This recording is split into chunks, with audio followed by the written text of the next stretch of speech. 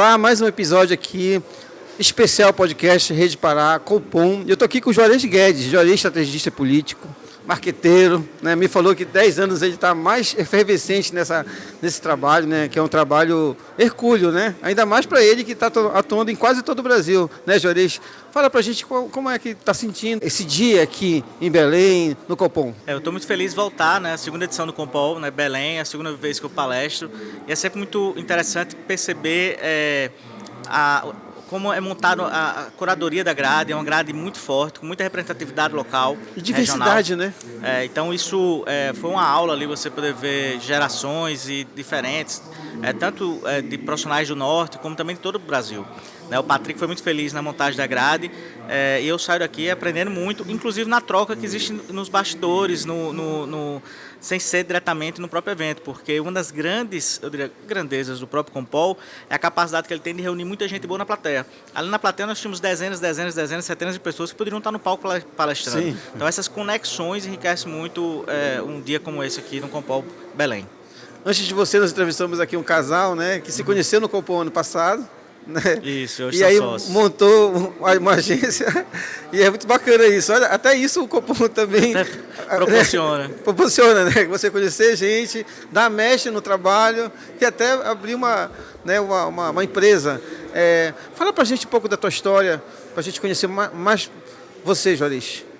Olha, eu atuo hoje exclusivamente em comunicação política, né? Nos últimos 10 anos eu fiz esse movimento, há 10 anos atrás, na realidade, fiz esse movimento de me dedicar exclusivamente à comunicação política, que muita gente até não entende, mas desde que eu me conheço por gente, que eu decidi que eu teria uma profissão, ela estaria atrelada a 3 paixões minhas, que era a televisão. Então desde criança, hoje não acontece mais isso, mas antigamente a televisão parava, né, ficava com colobar, que a gente fala que são as barras coloridas, e eu assistia desde muito criança a televisão até acabar a programação da TV. Então eu tinha uma paixão muito grande com a TV, e isso veio também uma paixão pela publicidade. E muita ligação política pelo meu avô, de quem eu carrego o nome, que não era político, candidato, mas era alguém que estava sempre nas esferas de poder. Isso, desde criança, fez com que eu convivesse em ambientes políticos e ouvir política, análises políticas. Então, a junção dessas 3 coisas me levou muito rápido para compreender que meu caminho seria na comunicação política. Sendo que na vida você tem boletos para pagar, você tem uma dinâmica própria, e isso me levou para a produção de vídeo. Eu comecei como produtor, depois ascendi a chegar a diretor de cena, e depois virei executivo de veículos de comunicação. Tive uma carreira passando por todas as áreas, artísticas, comercial, marketing, até diretoria de superintendente, que foi nesse estágio que eu tomei a decisão de antecipar esse projeto meu, trabalhar com comunicação política, porque lá no início era meu sonho, mas a vida adulta foi me levando para outros desafios, e aí eu queria muito rapidamente viver isso, que era meu projeto de vida todo, e aí eu fiz esse movimento. Primeiro momento meio arriscado, né, porque você sai de uma estabilidade, de um cenário de ter uma carreira executiva, enfim. Mas tem dado certo. Tem sido, eu diria, eu não vou nem falar ainda de perspectiva de mercado, acho que eu tenho muito para aprender ainda, muito para conquistar, muita coisa que eu quero fazer ainda, mas eu diria que eu estou muito feliz nessa carreira.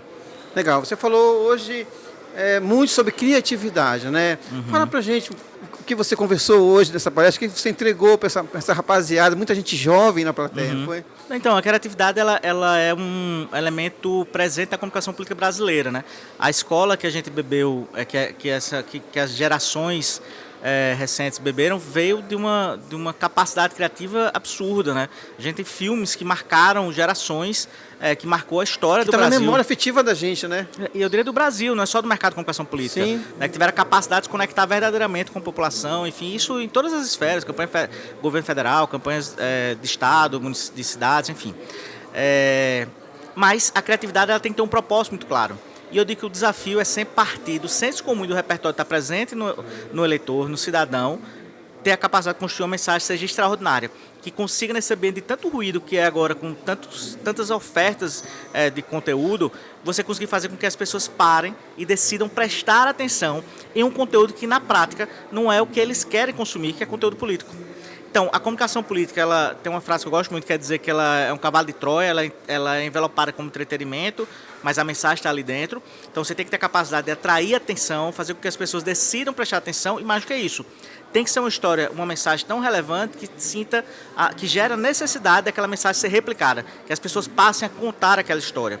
Né? Então, eu diria que a criatividade é esse grande gatilho de conquista de atenção, mas, acima de tudo, de construção de uma oportunidade de conexão emocional, para que a mensagem seja transmitida e, a partir disso, ela consiga conectar com o leitor, fazer com que ele sinta essa necessidade de se mover e, a partir desse movimento, gera conversação pública, que aí, de fato, vai existir a conversão do voto.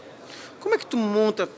Você falou que você fez ano passado oito campanhas. Como se monta uma equipe, várias equipes, vários coordenadores, em culturas diferentes, estados diferentes, regiões diferentes? Conta pra gente como é que tu consegue fazer essa organização. Eu diria que as premissas que norteiam o nosso trabalho estratégico, dessa visão de uma compreensão profunda do sentimento público, a partir do diagnóstico bem elaborado, de uma estratégia execuível, que ela consiga ser aplicada taticamente, e a criatividade como esse gatilho com que de atenção, como marca do nosso trabalho lá na ponta, faz com que a gente, até participar do Compol, uma das minhas missões é essa, conhecer gente para que na hora de montar essas equipes eu ter ali o melhor que eu puder do Brasil. Como é que eu faço para poder manter o DNA? Né? Para você ter ideia, a gente foi premiado agora em algumas premiações com campanhas de cidade de 40 mil habitantes, com cidade de 1 milhão de habitantes, cidade de 140 mil habitantes, que são realidades orçamentárias completamente distintas. Mas o que a gente entrega? Com muita clareza, a primeira etapa do diagnóstico. Esse é um produto que acaba sendo muito parecido para todos. Naturalmente, as campanhas com maior recurso financeiro têm capacidade de fazer série histórica, fazer mais pesquisa, mas a gente consegue entregar um produto otimizado de diagnóstico e, a partir disso, dentro da realidade de recurso disponível, traçar um planejamento que seja execuível. Então, a gente tem marcas do nosso DNA criativo em todos esses projetos. Campanhas de 40 mil habitantes foram premiadas. Por exemplo, o Compol Brasil, ele selecionou, acho que foram 9 cases para ser apresentado no Compol. Foram inscritos 513 campanhas de todo o Brasil. Caramba. Dos 9 cases selecionados, 3 eram nossos. Uma da cidade de 1 milhão de habitantes, uma de uma cidade de 120 mil habitantes e uma de uma cidade de 40 mil habitantes. Todos com esse DNA estratégico de clareza de leitura de cenário, com a aplicação de uma estratégia execuível e a criatividade como um grande gatilho de conquista de atenção e construção de conexão emocional. Hoje o próprio Compom mostrou pra gente diversos profissionais, diversas áreas esmiuçadas.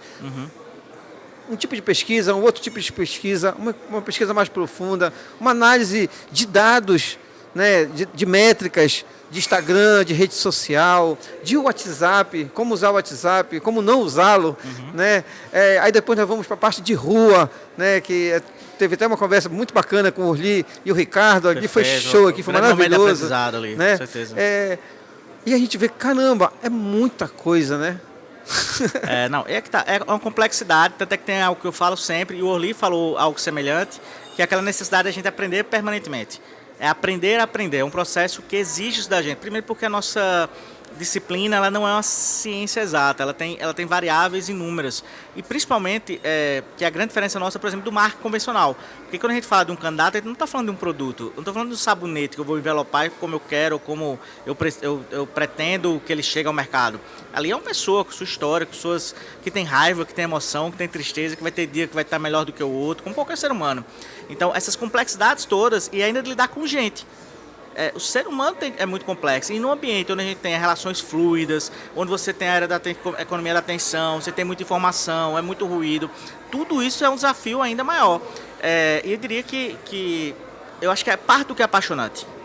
Porque quando você consegue encontrar um caminho, eu uso a expressão, né, quando eu falo de uma análise estratégica de uma campanha, eu tento entender qual é o caminho. Quando você encontra esse caminho e você consegue aplicá-lo, isso é apaixonante e isso acaba se tornando que é a cachaça. Que é a cachaça. Você termina a eleição dizendo assim, eu nunca mais faço isso, dá uma semana... Isso é uma loucura, né? Parece que todo mundo fala isso. Mas dá uma semana você não consegue viver sem. Aí já, poxa, peraí, mas vai ter mais campanha. Já deu procurando, já está empolgado, já pensa como vai fazer, já vem uma ideia. Verdade. Fala mais da tua... Como foi a receptividade do teu público hoje, da tua palestra? Olha, foi muito legal. Eu até brinco no início, né? Porque a gente passa o dia todo ouvindo palestras, cansa. As pessoas chegam cansadas, natural, é muita informação, muitas coisas que fazem com que você fique refletindo, muita validação. É comum no Compol você ter muita validação e é bom, porque você vê profissionais que atuam em regiões completamente diferentes, validando aquilo que é uma prática, um exercício seu aqui, isso vai lhe dando mais autoridade para poder seguir adiante aplicando suas estratégias. É um desafio pegar esse final, mas como eu montei uma palestra baseado muito em filmes, eu acho que acabou ficando um pouquinho mais light, solto, mais light. Eu não modulei corretamente, então acabou tendo mais peças do que eu poderia passar. Deixei ele passar alguns filmes, mas no geral deu para mostrar um pouquinho dessa... Que é aí que tá, não é a peça da criatividade pela criatividade, é o propósito por trás da construção de cada peça dessas que foram e filmes que foram apresentados. Você falou uma coisa, porque às vezes a campanha ela vai para o entretenimento. Colocar aquilo que você sabe que é necessário, né, que a pesquisa te diz, olha, você precisa falar sobre esse assunto. Uhum. No meio desse entretenimento, tem uma linha tênue de às vezes parecer que é só entretenimento. Como é que tu trata disso no cotidiano da campanha? Que é que tá? O que eu falo sempre? Tem gente que confunde isso. Porque daqui a pouco tem gente achando que eleição vai ser concurso de startup. Quem contar a melhor piada vai vencer a eleição. Quando eu falo entretenimento é um conteúdo que as pessoas decidem parar para consumir. E esse conteúdo tem que ter emoção. Nem que seja para gerar indignação, gerar esperança, gerar uma conexão emocional.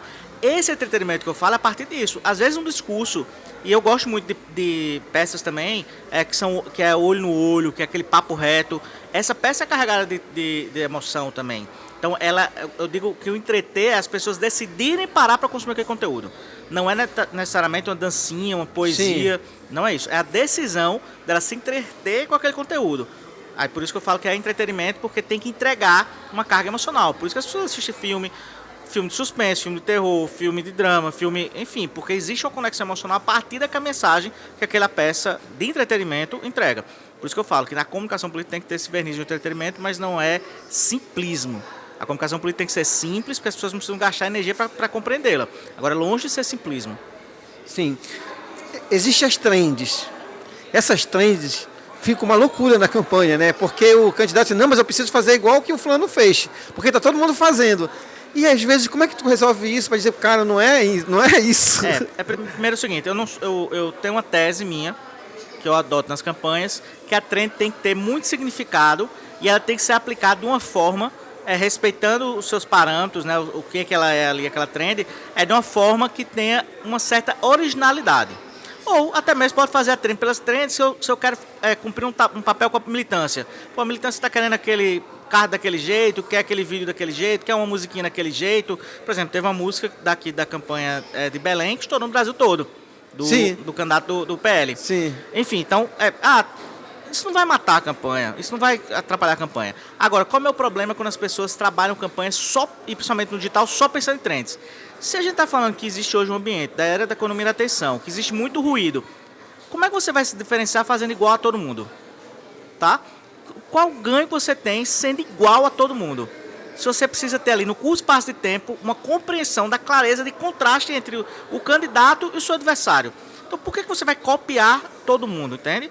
Então, por isso que eu acho que a trend tem que ter um limite, mas também não vejo assim, a militância gosta de consumir e tal, não, o que vai matar a campanha. Sim. Mas não dá para pautar a sua campanha fazendo tudo aquilo que os outros fazem, que todo mundo está fazendo, se você precisa posicionar o seu candidato e criar contraste claro com os seus adversários. A raiz do teu negócio, percebi, manter a criatividade, com técnica, óbvio, né, com muita técnica, e você conseguiu posicionar a tua empresa, né, com essa estratégia, ganhar vários prêmios. Uhum.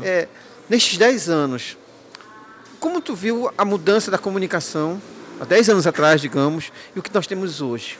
Toda essa loucura de que cada dia vem uma coisa nova, enfim, de internet, de IA agora, né, que está vivendo isso. Aí é que tá. Eu fico sempre analisando os movimentos e estudando os processos, as campanhas que a gente desenvolveu e tudo, e eu vejo que a gente comete um erro que é um erro comum, que é o erro de ser seduzido pela novidade. A gente acaba sendo seduzido por isso e começa a fazer e entrando, e no final a gente vê que são poucas as coisas que são perenes, que não são modismos meramente, né? Então a gente tem ali, por exemplo, para mim, duas características muito comuns desse novo contexto de comunicação política, que aí sim o digital tem muita influência, que é a autenticidade. Isso é uma marca do ambiente digital e isso exige que a política tenha essa autenticidade como grande marca, e horizontalidade, que não é o líder deixar de ser líder e ir para a planície. Ele é um líder, mas é um líder horizontal de acesso. E aí você pode ver todos os grandes líderes do mundo ocupam esse papel de não deixar de ser líder, mas são horizontais, são acessíveis e tendo autenticidade como uma grande marca. Eu diria que são características mais perenes. Agora, o modismo, tudo isso é toda hora muita coisa. E até costumo dizer que é o seguinte, como a nossa cultura de produção foi baseada no que aconteceu ali no início, no final dos anos 80, início dos anos 90, que é quando começa a redemocratização no país, você tem ali campanhas que eram muito grandes, duravam meses, que você tinha programas eleitorais gigantes, programas partidários todo ano gigantes, você tinha um volume de produção muito grande e a comunicação política, quando você para analisar o perfil brasileiro, ela foi a junção de duas grandes indústrias, a TV brasileira e a publicidade. Isso, quando junta, geram campanhas muito caras, com muito volume de produção, para justificar esses orçamentos, se fazia muitas peças, e às vezes a simplicidade, às vezes insistir mais em uma mensagem do que tentar fazer 1 milhão de filmes, talvez seja mais assertivo. É o que a gente acaba vendo em outros mercados, em outras campanhas de outros países, enfim. Então eu diria que ali é um equilíbrio entre entender aquilo que são transformações profundas e perenes e aquilo que é o modismo pelo modismo, que é a coisa é o vento passageiro. Para você não ser seduzido e ser levado por esse vento, e quando você vê, você saiu daquilo que era o eixo central das transformações reais e concretas que estão acontecendo nos ciclos da vida, da humanidade, enfim, das sociedades, né? Já estamos terminando aqui nosso podcast, Rede Pará Especial do Compom. Muito obrigado por você ter aceitado sentar com a gente, bater esse papo. Queria que você olhasse para aquela câmera, a câmera da verdade ali, e mandasse um recado para o pessoal aqui no nosso podcast. Não, super feliz, eu tenho com muito orgulho, carrego hoje o cargo, a honra de ser diretor do Norte-Nordeste, Associação de Consultores de Marketing Político Brasileiro, e eu tenho hoje muita clareza que tanto o Norte como o Nordeste são muito grandes e precisam de diretorias exclusivas, mas por hora eu ocupo com muito orgulho esse espaço de representar nas nossas regiões que são de excelência. A comunicação política que é produzida no Pará, no Norte, no Nordeste brasileiro, é uma comunicação que consegue conquistar as pessoas pela capacidade de simplificar emoções que nós temos e a grande criatividade que é marca da nossa população, né? Muito legal. Até mais, gente. Valeu.